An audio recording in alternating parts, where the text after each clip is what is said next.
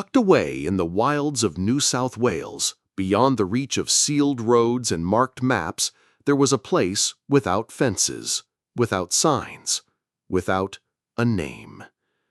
In 2012, a tip reached Child Protection authorities, a vague warning. Children, somewhere in the bush, living in filth. No address, no details, just a feeling that something was very wrong.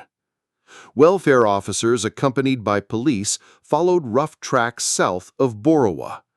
What they found wasn't a house or even a proper shelter, but a scattering of tin, tarpaulin, and wood, held together more by habit than structure.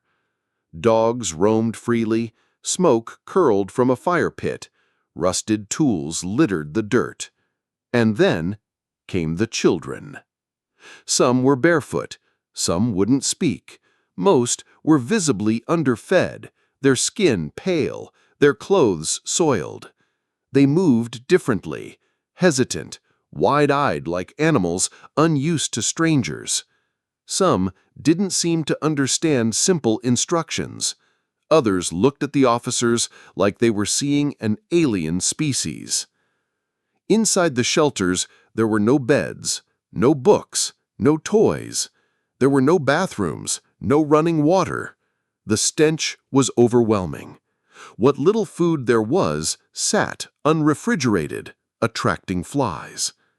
But what disturbed investigators most wasn't just the poverty, it was the secrecy. When asked who the parents were, the adults gave vague answers. Names changed, relationships shifted. It was unclear who was related to whom, and in what way. The more questions asked, the more confusing the answers became. The decision was made quickly. Several children were removed and placed into emergency care. Medical teams were called in. What they uncovered in the following days would shake Australia's child protection system to its core. But in that first moment, in that quiet valley with no name, all they knew was this: something had been hidden for a long, long time, and it had just been found. Long before the headlines, long before the discovery in the valley, the roots of the Colt clan were already winding deep beneath the surface. It began with a brother and a sister, born into hardship in South Australia. They didn't leave because of war or famine. They left because they could. They sought a life away from rules, from oversight, from interference. And in that distance, something unnatural was allowed to grow. Their journey into isolation wasn't dramatic. It was slow, a quiet slipping away from society. They moved into rural properties, lived off the grid, and answered to no one. Over time, children were born, and with each new birth, the family retreated further from the outside world. In place of community, they built secrecy. In place of schooling, they passed down fear. The children were taught that outsiders couldn't be trusted, that the government would take them away if they were found. The only loyalty that mattered was to the family. The only rules were the ones made inside the home. As the generations unfolded, relationships became tangled. Lines blurred between parent and sibling, between cousin and child. The children had no birth certificates. Many didn't know who their real parents were. Some had been told lies about their origins from the beginning. What started as isolation turned into distortion. Without external eyes, no teachers, no doctors, no neighbors, a culture of control took hold. Knowledge was filtered. Questions were discouraged. Behavior was shaped not by guidance, but by domination. The move to New South Wales was the final retreat, a valley so remote that the family could exist entirely unseen. Dozens of them lived together, multiple generations, one bloodline. With each year, their language drifted, their health declined, and their understanding of the world narrowed to the confines of the camp. No visitors, no education, no medical care, just a family growing inward, folding in on itself, and erasing the lines between nurture and neglect, between kinship and control. By the time authorities arrived in 2012, the third generation had already been born. Children raised in isolation, children with no connection to the outside world, and no idea that their very existence was a product of secrets that had never been meant to see daylight. They didn't cry when strangers arrived. They didn't hide.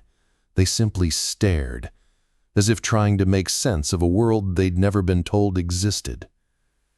These were the children born into the heart of the Colt clan, raised behind tarpaulins and tin.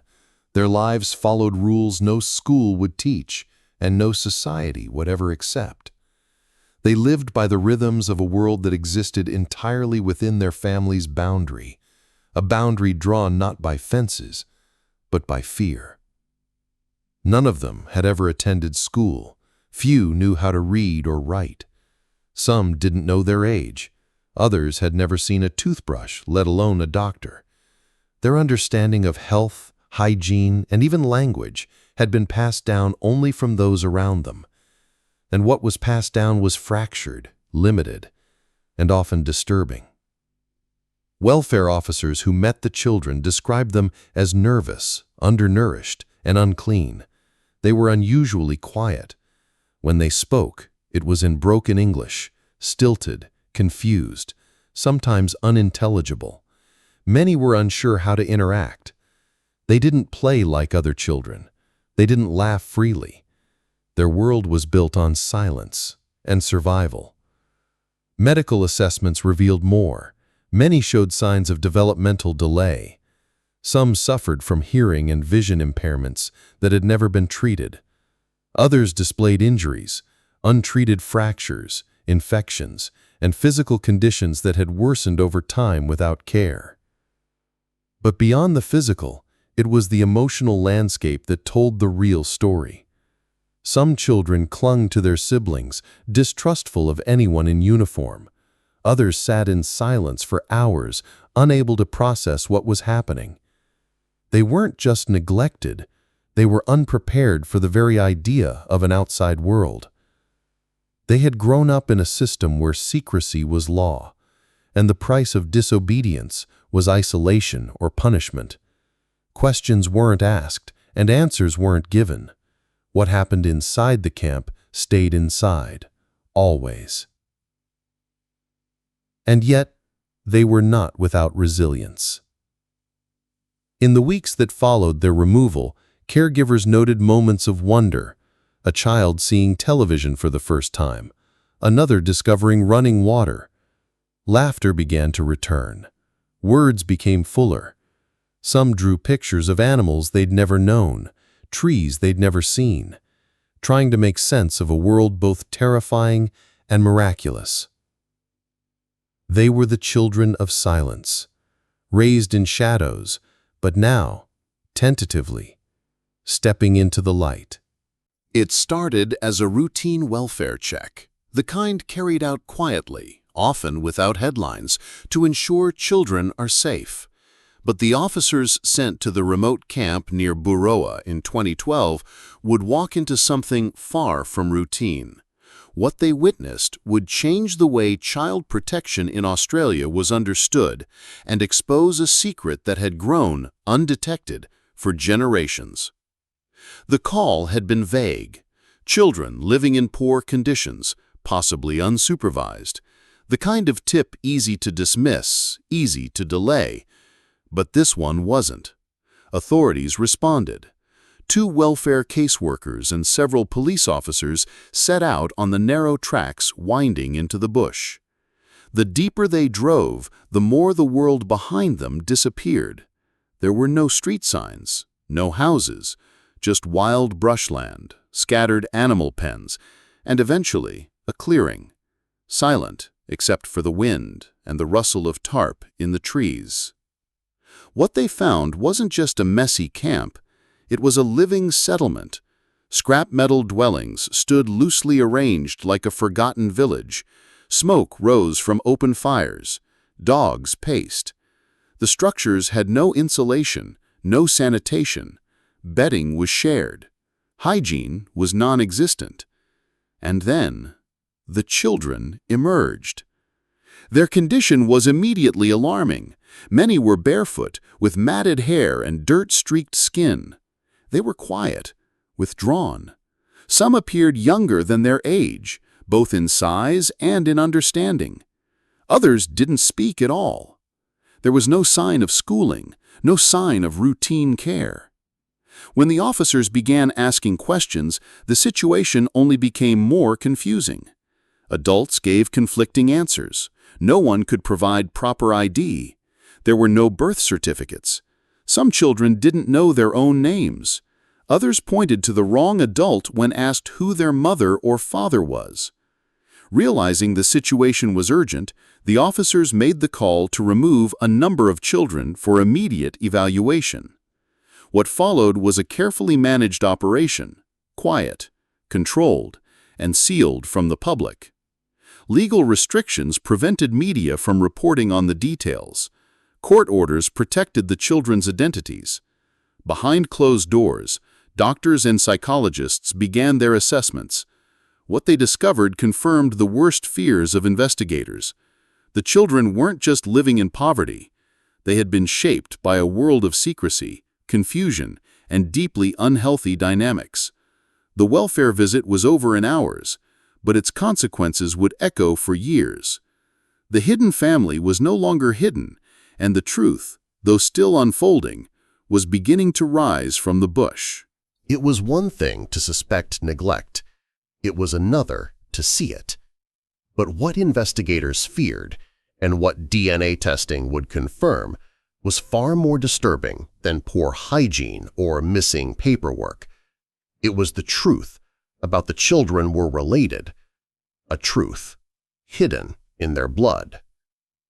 After the welfare intervention in 2012, several children from the Colt family camp were placed into protective custody. Doctors examined their physical health. Psychologists began behavioral assessments. But it was the DNA tests that revealed what no one could have prepared for. The children weren't just siblings or cousins. Many were both. Their genetic markers indicated extremely close biological relationships between parents. In some cases, the levels of relatedness pointed to parentage between immediate family members, relationships that were both unlawful and dangerous to a child's development. Authorities used technical language in their reports: closely consanguineous, genetic overlap beyond first-degree relatives. The terminology was clinical, but behind the science was something much harder to face: a system of reproduction that had turned inward, generation after generation. Some children showed signs of inherited disorders more common in families with overlapping genes. Others exhibited developmental delays that, while not always conclusive, were consistent with high-risk intergenerational patterns. None of these children had been given the chance to grow up outside of the structure they were born into, a structure that had failed them before they could even speak. Police and welfare officers were shaken. Many had worked tough cases before, but this was different. This was systemic, not a single crime, but a network of relationships, decisions, and silence that had been allowed to continue for decades. For the children, the implications were more personal. Many didn't know who their real parents were. Some had been raised to believe one adult was their mother, when in fact she was their sister or aunt. Unraveling these truths was painful, delicate, and necessary. Still, the authorities proceeded cautiously. Legal protections were put in place. The courts sealed most details to protect the identities and dignity of those involved. The names were withheld, The evidence stored. But behind those redacted pages was a discovery that would redefine the case and confirm the quiet horror that had long been suspected. The DNA didn't just speak. It screamed. They arrived in silence, carried in government vehicles with little more than the clothes on their backs. For the first time in their lives, the Colt children were leaving the only world they had ever known, stepping out to the valley and into a system they didn't understand. Some had never seen a town. Others had never used a bathroom with plumbing. The lights, the sounds, the sheer pace of normal life overwhelmed them. These weren't just children in care, they were strangers in a new world, expected to navigate everything from toothbrushes to classrooms without a map. Social workers placed the children into emergency accommodation, foster homes, group facilities, anywhere safe, but safety didn't mean simplicity. Many children struggled with even basic routines – washing, eating with utensils, sleeping in beds. Their speech was limited. Their knowledge of the world, television, time, money, books was almost non-existent. Educators and therapists began a slow and delicate process of reintegration. Simple things like recognizing colors or counting numbers became breakthroughs. A smile, a question, a child drawing a picture of something they'd never been able to name before. These moments offered hope. Fragile, but real. But there were setbacks too. Trauma doesn't vanish with relocation. Some children experienced night terrors. Others isolated themselves, distrusting even the kindest of voices. Many learned to survive by staying quiet, by disappearing into the background. Unlearning that would take years, if not a lifetime. Questions about identity surfaced quickly. Who was my mother? Where is my father? Why did no one come sooner? These weren't questions with simple answers, not when parentage was obscured, documents were missing, and generations had blended into one. Still, progress came in small, profound steps. A child learning to read, another building confidence to ask for help, one drawing a sun and calling it outside. For the caregivers, the experience was heartbreaking and humbling. They weren't just raising children, they were introducing them to the very concept of normalcy. Meanwhile, the broader system scrambled to respond. Investigations widened, reports were filed, resources were strained. The Colt children had exposed something larger than a single family. They had revealed a gap in the fabric meant to protect society's most vulnerable. And now, those children were inside that system. Fragile, complicated, but finally seen. When the case broke into the public sphere, it was described as one of the most confronting in Australia's history. But much of what happened afterward never made the headlines. The courtrooms were closed, the documents sealed. The full story of what happened in that remote valley and who would be held accountable disappeared into the legal shadows. Some members of the Colt family were charged, not for their relationships, which were difficult to prosecute without specific admissions or legally provable timelines, but for acts of neglect, failure to provide for children, and breaches of child protection laws. In many cases, the charges reflected what could be proven without relying on the testimony of deeply traumatized children. Others, particularly older adults within the family, were declared mentally unfit to stand trial. Evaluations revealed long-term cognitive impairments, likely shaped by generations of isolation and lack of formal education. Some had lived their entire lives without entering a school or seeing a doctor. In the eyes of the law, they were not fully responsible, not in the traditional sense. The courts moved carefully. Child protection laws in Australia prioritized the safety and anonymity of minors. That meant identities were suppressed. Evidence was redacted. The media could only report fragments. Outrage simmered in the public, but few knew the full extent of the horror, or the limits placed on how it could be punished.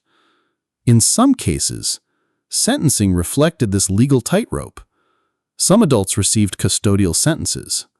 Others were placed under supervision, or court orders that restricted contact with any children. But for many watching from the outside, it didn't feel like justice. It felt like something had slipped through the cracks. Again. But the truth is, this wasn't a story about one courtroom, or even one crime. It was about a system that hadn't seen, or hadn't wanted to see, what had been happening for decades. The law could act only when it was finally brought in, and by then, the damage was deep. Behind closed doors, the children were given new names, new lives, and, slowly, new chances. Their identities would remain protected. Their stories, in many ways, would begin again. But the shadows that surrounded this case never fully cleared. Justice had come, quietly, cautiously, and, to many, incompletely. When the Colt case first made its way into public awareness, it was met with disbelief. How, in a country like Australia, with schools, social services, and mandatory reporting laws, could a family have lived like this, hidden in plain sight? The answer wasn't simple, and worse, it wasn't new. This wasn't the first time authorities had missed the signs. Throughout the years, reports of concern had been filed. Hints had surfaced in rural clinics, in whispers from neighbors, and glimpses of children at local stores who looked lost and unkempt. But those warnings were never pieced together into action. They were isolated, just like the family they failed to reach. Social workers were overburdened. Case files changed hands. Rural outreach was stretched thin, and in the vastness of the Australian bush, distance makes it all too easy to disappear. After the 2012 intervention, inquiries were launched. Experts reviewed the system. Reports were written. They identified gaps in interagency communication, failures in follow-up, and blind spots in rural monitoring. Recommendations were made. Some were adopted. Others quietly shelved. The Colt children became a catalyst for change, but only for a moment. Because the truth is, the story doesn't end when the headlines fade. The issues that allowed this case to exist, generational neglect, systemic blind spots, poverty, isolation, still remain. And while the Colt family may be unique in its scale, it is not alone in its vulnerability. There are still children growing up in silence, still communities out of sight, out of reach, still moments where someone sees something but says nothing. The lesson of the Colt case is not just about what happened in that valley. It's about what happens when no one listens, when concern is not enough, when protection is reactive instead of proactive. It's about remembering that neglect doesn't always scream. Sometimes it whispers from behind a rusted fence or a remote hillside. And if we don't listen, truly listen, those whispers turn into stories like this. Stories that should never have to be told,